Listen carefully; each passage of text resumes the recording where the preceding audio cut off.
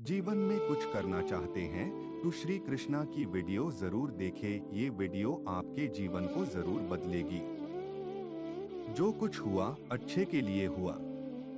जो हो रहा है अच्छे के लिए हो रहा है। जो होगा वह भी अच्छे के लिए ही होगा। सत्य कभी नष्ट नहीं हो सकता। अच्छा करने से नहीं डरना चाहिए। ठंड या गर्मी, सुख या दर्द का अनुभव करें।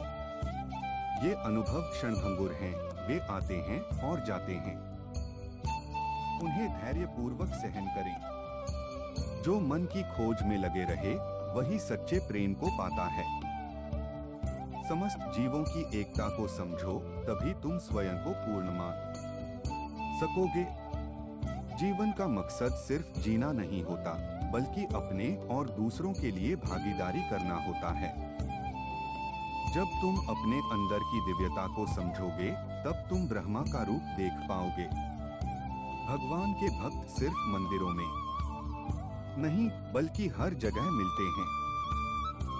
धर्म का अर्थ है सत्य और न्याय की पालना करना और अपने कर्मों के द्वारा अच्छाई फैलाना।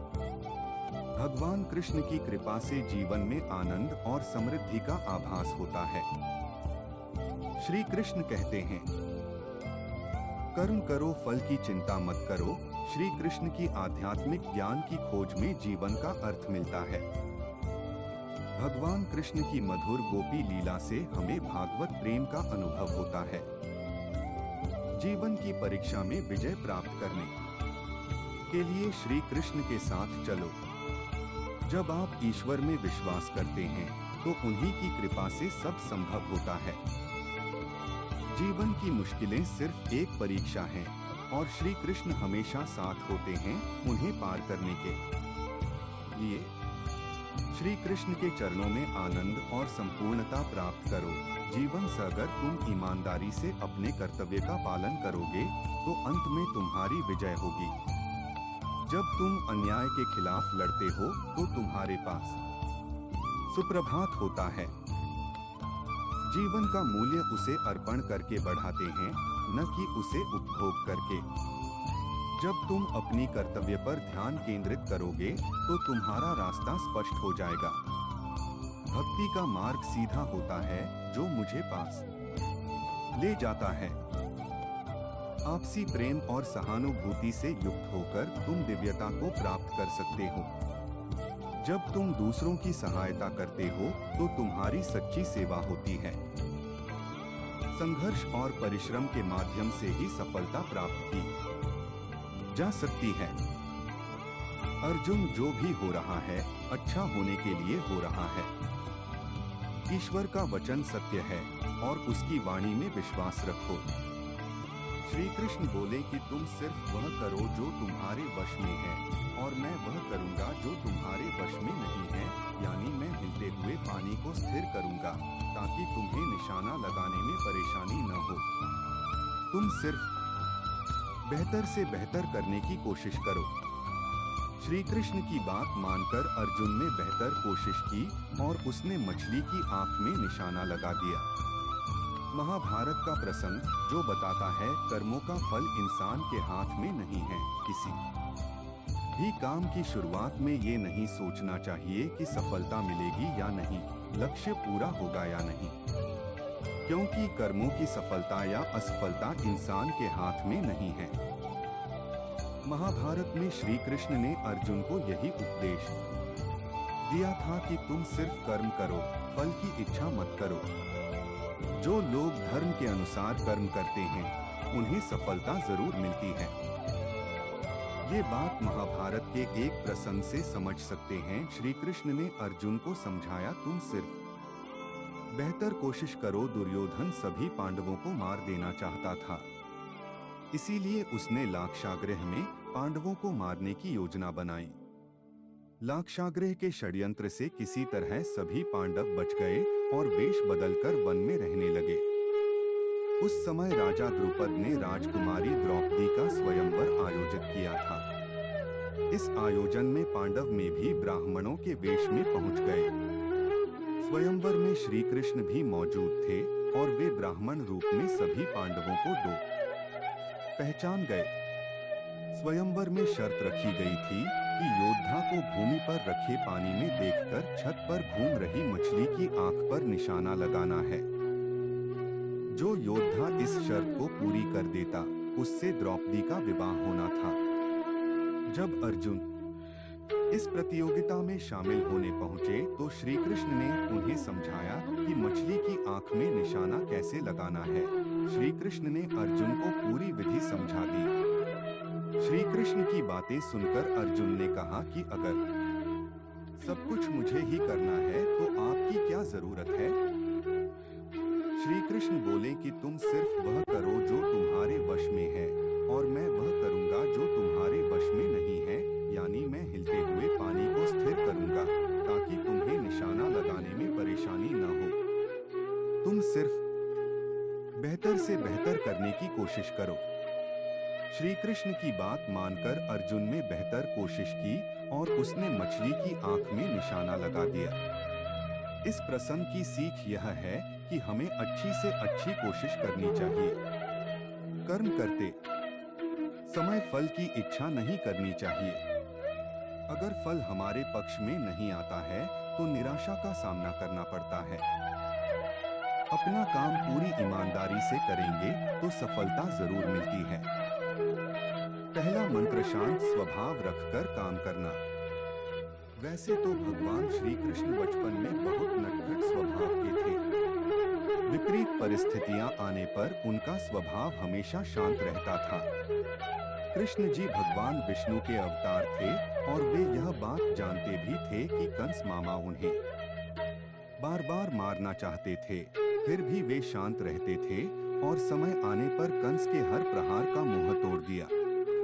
इससे सीख मिलती है कि कठिन समय में भी अपने शांत स्वभाव का त्याग नहीं करना चाहिए। दूसरा मंत्र, साधारण जीवन जीना। भगवान श्री कृष्ण हमेशा साधारण जीवन जीने में विश्वास करते थे। गोकुल के राजघराने में परविश होने के बावजूद वह अन्य सामान्य बालकों के साथ रहते, खेलते और घूमते रहते थे। उन्हें कभी भी अपने राजघराने का घमंड नहीं था। तीसरा मंत्र, कभी हार न मानना। कभी भी उनका मन बुरा समय आने पर घबराता नहीं था। वह विपरीत परिस्थितियों का डटकर मुकाबला करते थे। उनका मनाना था बुरे समय में विवेक पूर्वक काम करना चाहिए। भगवान श्री कृष्ण ने कभी भी हार न मनाने का संदेश दिया था। अंत का प्रयास करते रहना चाहिए, भले ही परिणाम हमारे पक्ष में क्यों न हो। चौथा मंत्र, दोस्ती निभाना। कृष्ण और सुदामा की दोस्ती को कौन नहीं जानता। यह दोस्ती महज दोनों के प्रेम के कारण नहीं, बल्कि एक दूसरे के प्रति आदर के कारण भी प्रसिद्ध है। किंतु आज के जमाने में दोस्ती के असली मायने कोई नहीं जानता। श्री कृष्ण ने हमेशा अपने मित्र सुदामा और अर्जुन का साथ दिया था। पांचवा मंत्र, माता पिता का हमेशा आदर करना। श्री कृष्ण को जन्म देवकी ने दिया था, लेकिन उनका पालन पोषण यशोदा और राजा नंद ने गोकुल में किया। यह जानते हुए कि उनके अपने माता पिता उनसे दूर हैं, श्री कृष्ण ने उन्हें दिल से प्रेम किया। उनका आदर और सम्मान करने में कोई कसर न छोड़ी। जीवन के संघर्षों पर क्या सीख है श्री कृष्ण की? शिक्षा के मामले में क्या सबक ले सकते हैं? किस तरह खुद को भविष्य के लिए तैयार करना चाहिए? मन की शांति कितनी जरूरी है? गीता चौथी सीख कहती है, शांति की चाह बनेगी उन्नति की राह। श्री कृष्ण ने महाभारत का युद्ध होने से पहले शांति के लिए पांडवों और कौरवों के बीच मध्यस्थता की। हालांकि दोनों ही पक्ष युद्ध लड़ने के लिए आतुर थे, लेकिन श्री कृष्ण ने हमेशा चाहा कि कैसे भी युद्ध टल जाए।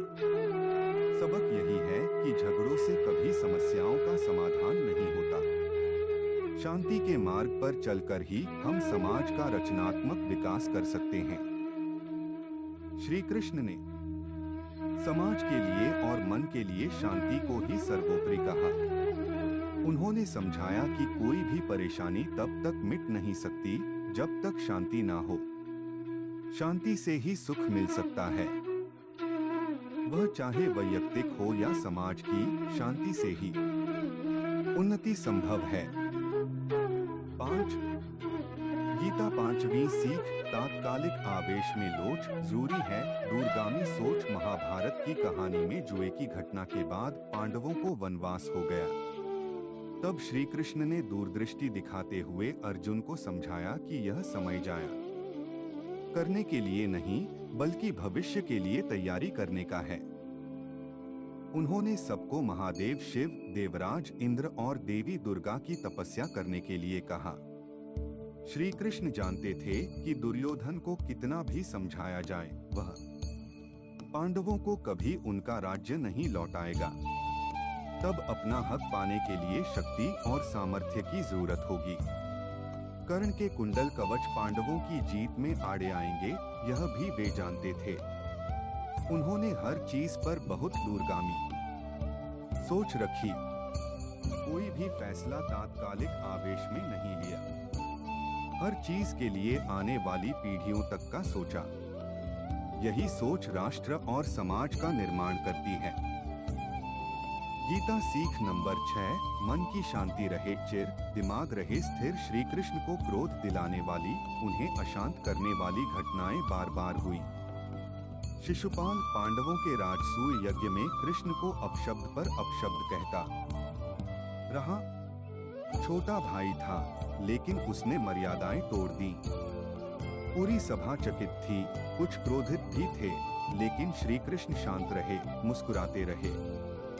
शांति दूत बनकर गए तो दुर्योधन ने खूब अपमान किया। कृष्ण शांत रहे। अगर हमारा दिमाग स्थिर है, मन शांत है, तभी हम सही फैसले ले पाते हैं। आवेश में हमेशा हादसे ही होते हैं।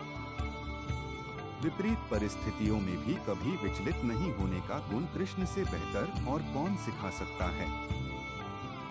सफलता उसी व्यक्ति को मिलती है जिसका स्वयं की इंद्रियों पर बस हो। यदि परिस्थितियां आपके हक में नहीं है, तो विश्वास कीजिए कुछ बेहतर आपकी तलाश में है। हर प्राणी के जीवन में परीक्षा का समय आता है। इसका अर्थ यह नहीं कि निराश हुआ जाए। दूसरे की कामयाबी से जलना क्यों है? आपका परिश्रम ही आपको सफल बनाता है। जो मुझे सर्वत्र देखता है और सब कुछ मुझ में देखता है, उसके लिए न तो मैं कभी अदृश्य होता हूँ और न वह मेरे लिए अदृश्य होता है। एक अनुशासित व्यक्ति अपना तथा समाज व देश का विकास कर सकता है। शिक्षा और ज्ञान उसी को मिलता है जिसमें जिज्ञासा होती है। मनुष्य को जीवन की चुनौतियों से भागना नहीं चाहिए और न ही भाग्य और ईश्वर की इच्छा जैसे बहानों का प्रयोग करना चाहिए। आत्मज्ञान की तलवार से अपने हृदय से अज्ञान के संदेह को काटकर अलग कर दो। उठो, अनुशासित रहो। जो पैदा हुआ है उसकी मृत्यु भी निश्चित है। जैसे जो मृत है उनके लिए जन्म इसलिए जिसे बदल नहीं सकते, उसके लिए शोक मत करो। अच्छे कर्म करने के बावजूद भी लोग केवल आपकी बुराइयां ही याद रखेंगे, इसलिए लोग क्या कहते हैं इस पर ध्यान मत दो। तुम अपना कर्म करते रहो। सत्य कभी दावा नहीं करता कि मैं सत्य हूँ, लेकिन झूठ हमेशा दावा करता है कि सिर्फ मैं ही सत्य हूँ। गलतियाँ ढूंढना गलत नहीं है, बस शुरुआत खुद से होनी चाहिए, जिससे किसी को कष्ट नहीं पहुंचता तथा जो अन्य किसी के द्वारा विचलित नहीं होता, जो सुख में भय तथा। अगर आपको हमारी यह वीडियो अच्छी लगी हो तो चैनल को सब्सक्राइब करिए, वीडियो को लाइक, शेयर एंड कमेंट जरूर करें। राधे राधे।